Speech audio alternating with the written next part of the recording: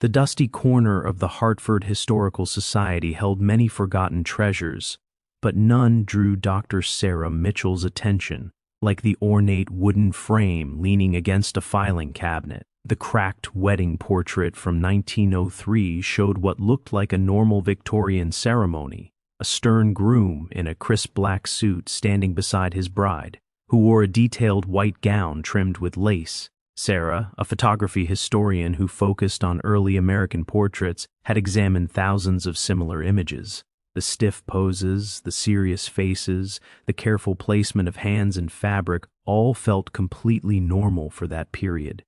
The bride's face carried the expected solemn look common in photographs of that time, when long exposure made smiling difficult. Yet something bothered Sarah as she lifted the frame closer to the window. The late afternoon Connecticut sunlight poured through the glass, revealing details that had been hidden in the dark archive room. She adjusted her glasses and studied the image, feeling a strange pull toward the bride's face. "Just another wedding portrait," she said quietly. Still, her fingers traced the edge of the frame as if guided by something unseen. On the back of the photograph was a small handwritten note: Thomas and Elizabeth, June 15, 1903. Hartford. There was no last name, no photographer's stamp, no other information. The couple looked well off. Their clothing quality and the professional nature of the photograph suggested they belonged to Hartford's rising middle class. As Sarah moved to place the portrait aside with dozens waiting to be catalogued, a beam of sunlight struck the glass at just the right angle for a brief second.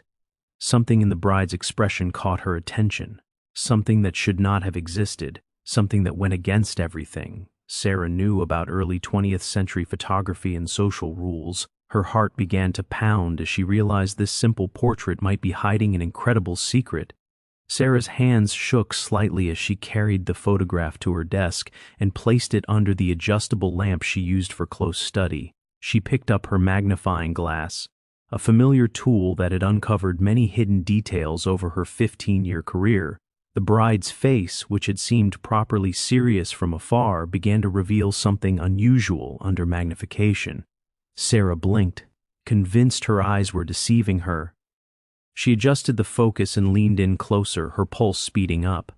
There, faint but unmistakable, was something impossible for 1903. The bride was smiling, not a forced pose from later decades, but a real gentle lift of her lips that suggested held-back happiness or perhaps quiet humor. "That can't be," Sarah whispered to the empty room. Victorian photography required people to remain still for several seconds. Smiling was not only hard to maintain, but also seen as improper in formal portraits, especially weddings. Social expectations in Hartford at that time demanded a serious, dignified expression. Sarah examined the photograph's technical details. The sharpness was excellent, far better than most amateur photos of the era. The lighting was clearly professional, pointing to a well-established studio. Yet here was a bride breaking every known rule. She studied the groom next. His face was stiff and serious, his posture rigid and proper. Everything about him fit Victorian norms. Elizabeth, however, seemed to share a secret with the camera, or maybe with someone standing just out of view. Sarah opened her laptop and began searching for Hartford wedding photographers from 1903, comparing studio locations with the background details in the image. The wallpaper design, the furniture arrangement, even the style of carpet beneath their feet could offer clues about where this strange photograph was taken. With every discovery, the mystery grew. The next morning, Sarah found herself at Hartford's main library, surrounded by dusty city records and old newspapers from 1903. She had barely slept, her thoughts consumed by the smiling bride. What began as professional interest had turned into obsession. Wedding announcements from June 1903 showed no record of a Thomas and Elizabeth married on the 15th. She widened her search to nearby towns, West Hartford, East Hartford, Bloomfield, but still found nothing.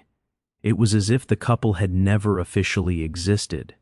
"Excuse me," Sarah said, approaching the librarian, Mrs. Peterson, who had worked there for more than 30 years. I'm researching a couple from 1903, Thomas and Elizabeth. They married on June 15th. Are there other sources I should check? Mrs. Peterson adjusted her glasses and thought for a moment. Have you tried church records? Not all weddings appeared in newspapers, especially small ones. Trinity Episcopal keeps very good records. The Catholic churches also have archives going back to the 1890s. Sarah spent the afternoon visiting churches across Hartford. At Trinity Episcopal, Reverend Williams led her to the basement archive, where leather-bound marriage registers rested in climate-controlled cases. June 1903, he said softly, running his finger down the handwritten entries. June 13th, Thomas Martin and Elizabeth Hayes. June 20th, Thomas Richardson and Elizabeth Collins. He shook his head. Nothing on the 15th with only first names. What about unusual situations? Sarah asked. Anything that might require privacy?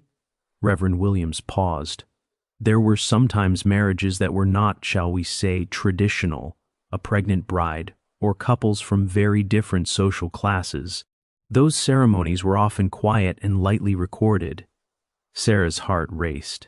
Could Elizabeth's strange smile be hiding a secret that required silence? As she walked back to her car under the late afternoon sun, she felt certain she was close to uncovering something far more important than a photographic oddity. Back at the Historical Society, she decided to inspect every part of the portrait and frame with careful precision. She gently removed the photograph from its frame, hoping to find clues, behind it or within the backing. Her patience paid off. Hidden between the photograph and the cardboard backing was a small folded paper, yellowed with age. Sarah's hands trembled as she opened it and read the faded ink. My dearest Thomas, by the time you read this, I will be far from Hartford. The photographs must tell the story I cannot. Look for what others cannot see. Remember our signal. Forever yours, E. Sarah stared at the message, her thoughts racing. Our signal.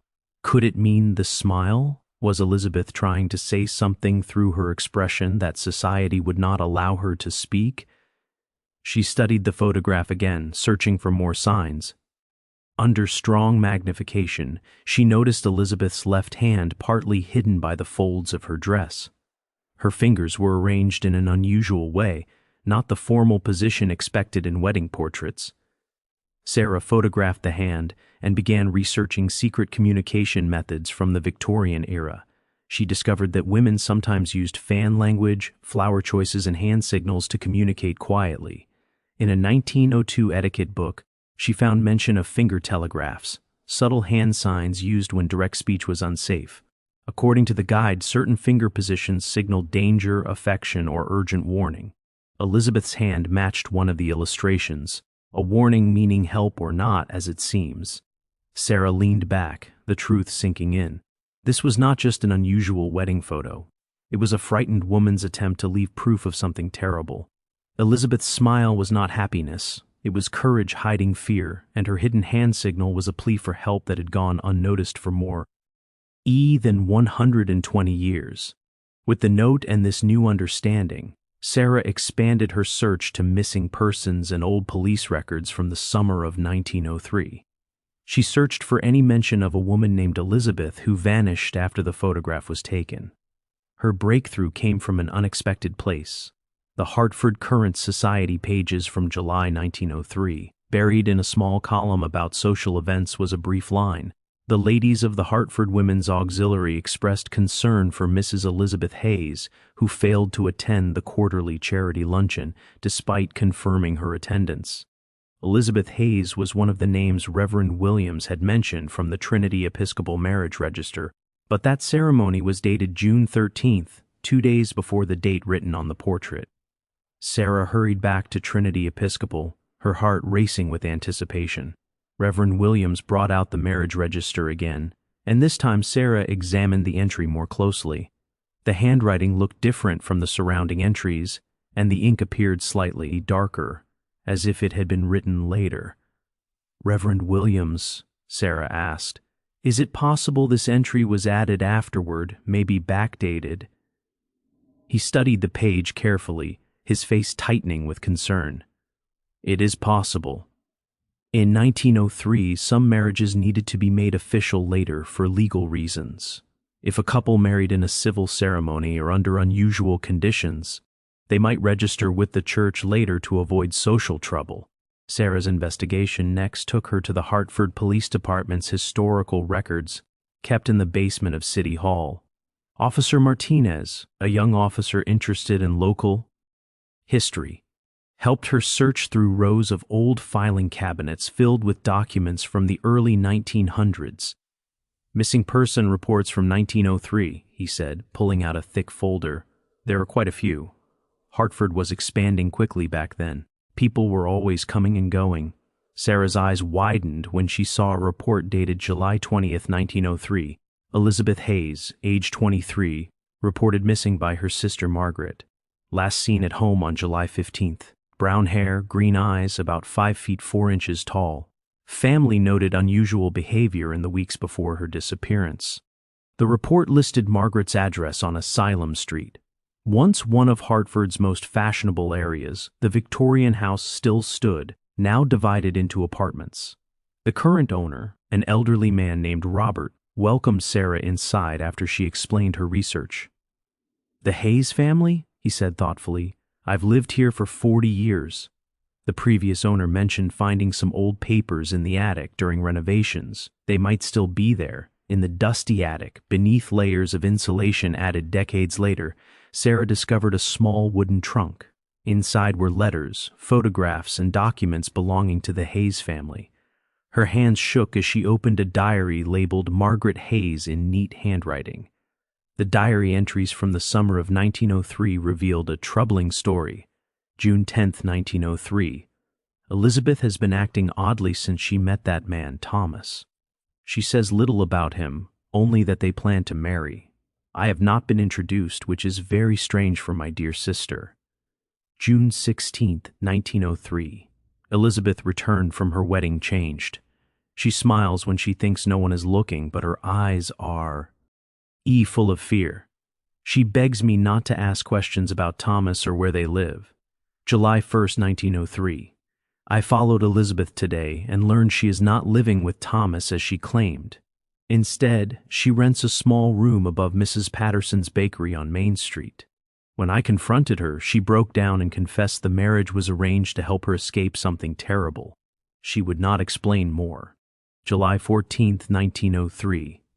Elizabeth came to me tonight deeply upset. She said Thomas was not who he pretended to be and that she had learned something that put her in danger.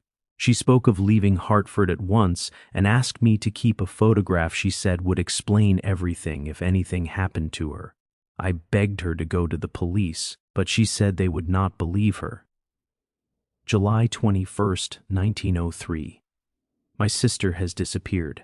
I reported her missing, but the police seem uninterested. They suggest she may have left with her husband, despite my insistence that Thomas is also missing and that their marriage was strange from the start. Sarah's hands trembled as she closed the diary. Elizabeth's smile in the wedding portrait was not joy. It was the brave mask of a woman leaving proof of danger, knowing it might be the last trace of her life. Margaret's diary gave important clues about Thomas, but Sarah needed solid information about the mysterious groom. She returned to the 1903 Hartford City Directory, searching every listing for men named Thomas and comparing their jobs and addresses. One entry stood out: Thomas Miller, private detective, office at 245 Main Street. The address was only 3 blocks from Mrs. Patterson's bakery, where Elizabeth had secretly been living. Sarah's research into private detectives in Hartford during 1903 revealed a profession filled with secrecy. Private investigators often worked for wealthy families, sometimes to quietly resolve scandals or track down people with valuable information. At the Hartford History Museum, Sarah found a collection of business cards and advertisements from that era. Thomas Miller's card was displayed in an exhibit on early 20th century professions. Thomas Miller, discreet investigations, recovery of missing persons and valuable items, confidential consultations offered. The museum curator, Dr. James Walsh, knew a great deal about Hartford's business world at the time. Private detectives in 1903 worked in a gray area, he explained. Some were honest professionals helping families or investigating fraud. Others were little more than hired muscle working for whoever paid them. What kind of cases might involve a young woman like Elizabeth? Sarah asked. Dr. Walsh thought carefully. Wealthy families sometimes hired investigators to retrieve rebellious daughters or recover stolen documents. There were also blackmail cases. Detectives might be hired to stop it or to help it. Sarah felt a knot form in her stomach. Could Elizabeth have been a target instead of a willing bride? The evidence increasingly suggested the wedding portrait did not record a real marriage, but a situation based on pressure and fear. Further research into Thomas Miller uncovered more disturbing facts. A Hartford Courant article from September 1903 reported his death in what was called a tragic accident at the railroad yards. It stated Miller had been investigating a case involving missing documents when he supposedly fell from a moving freight car. The timing felt wrong. Just 2 months after Elizabeth vanished, it seemed likely both she and Thomas had become caught in something far more dangerous than a simple disappearance. Sarah knew she had reached a turning point. She needed to understand what Elizabeth might have known or possessed that placed her in danger. Margaret's diary said Elizabeth had discovered something about Thomas, but did not explain what it was. Back at the Historical Society archives, Sarah widened her search to major Hartford news stories from 1903. She looked for events that would require a private detective and might have pulled Elizabeth into the situation. Her persistence paid off when she found articles about a major embezzlement scandal at Hartford National Bank in May 1903. Around $50,000 had vanished, a huge sum equal to more than $1.5 million today. The bank president, William Thornton, had hired private investigators to recover the money and identify the thief. One of the investigators named was Thomas Miller. Sarah's pulse quickened as she connected the timeline. The theft was discovered in early May. Thomas was hired soon after. Elizabeth's diary suggested she met Thomas in late May or early June. Their wedding portrait was dated June 15th. Elizabeth disappeared in July, and Thomas died in September. But where did Elizabeth fit into all this? Sarah reread Margaret's diary and found the answer in a spring 1903 entry. Elizabeth has secured a job as a secretary at Hartford National Bank. She is very excited as the pay is good and the work is respectable for a young woman. Sarah's heart raced. Elizabeth worked at the very bank where the money had been stolen. She likely had access to records and transactions that could reveal the real thief. If she discovered something that conflicted with Thomas's investigation, or worse, evidence that Thomas himself was involved, her life would have been in real danger. The wedding portrait now made sense. Thomas had staged a false marriage to gain Elizabeth's trust and get close to her. Elizabeth, realizing the danger, used the portrait session to leave evidence. Her forced smile hid fear, her hand signal called for help, and her note was meant to be found later as proof of the truth. Sarah knew she needed official records to confirm her theory. The Hartford Public Library's newspaper archives contained detailed coverage of the bank scandal through the summer of 1903. A key article from August 1903 revealed the investigation had taken a shocking turn. The missing $50,000 was traced to forged documents and fake transactions. The evidence did not point to a bank employee, but to someone with deep knowledge of bank procedures and access to official paperwork. The article quoted Bank President Thornton. "We have discovered our investigation was compromised from within. The person we trusted to find the thief appears to have been the criminal himself, using his position to hide his actions while continuing to steal from the bank." Sarah's theory was proven right. Thomas Miller had not been investigating the crime, he had been committing it, using his role as a private detective to access records and forge documents. Elizabeth had uncovered the truth. As a bank secretary, she could see the original records and notice differences between Thomas's reports and the real transactions. The final piece came from a September 1903 police report Sarah found after Thomas's death. Police searched his office and rooms. They found $30,000 in cash hidden in a false desk drawer, along with forged bank papers bearing Elizabeth's signature. A police note stated that Miller had forced Miss Hayes to sign documents approving his fraud. Her disappearance likely happened when she threatened to expose him. Miller's death was ruled a suicide, not an accident, likely to avoid arrest. Sarah leaned back, overwhelmed by the tragic story she had uncovered. Elizabeth was never Thomas's willing bride. She was his victim, forced into his scheme and removed when she became a threat. The wedding portrait was not a celebration. It was Elizabeth's desperate effort to leave proof, knowing Thomas planned to silence her. Sarah's work revealed a story of courage and suffering buried for more than 120 years. Elizabeth's hidden messages, her brave smile, her secret hand signal, and her note pointing to the truth were finally understood. But Sarah was not finished. She felt a responsibility to make sure Elizabeth's story was told.